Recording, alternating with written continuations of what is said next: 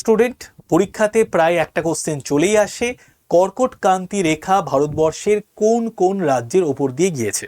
তো এই কোন কোন রাজ্যের উপর দিয়ে কর্কট ক্রান্তি রেখা গেছে এটা আমরা ট্রিক্সের মাধ্যমে কি করে মুখস্থ রাখবো সেটা একটু দেখে নিই। তো তোমরা দেখতেই পাচ্ছ ওপরে লেখা আছে কর্কট মিত্র গামছা ঝেড়ে পড়ল। কর্কট মানে কর্কট ক্রান্তি রেখা। এইবার দেখো কর্কট মিত্র, তাহলে মি পাচ্ছি, মি মানে মিজোরাম, ত্রিপুরা, কর্কট মিত্র। গামছা, গ পাচ্ছি, গ মানে গুজরাট। ম পাচ্ছি, ম মানে আমাদের মধ্যপ্রদেশ। ছ পাচ্ছি, তাহলে ছ হচ্ছে ছত্তিশগড়, গামছা।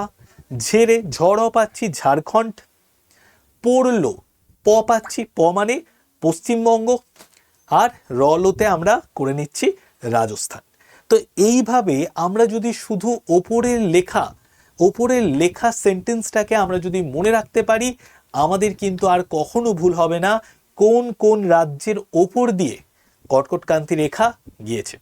সবাই এই ট্রিক্সটা যদি ভালো লাগে অবশ্যই আমাদের চ্যানেলটাকে সাবস্ক্রাইব করো, এই ভিডিওটাকে লাইক করে দাও, আর অবশ্যই তোমরা কিন্তু আমাদের লাইভ ক্লাসে যুক্ত থেকো। সবাই ভালো থেকো, টাটা, বাই বাই। স্টুডেন্ট, পরীক্ষাতে প্রায় একটা কোশ্চেন চলেই আসে,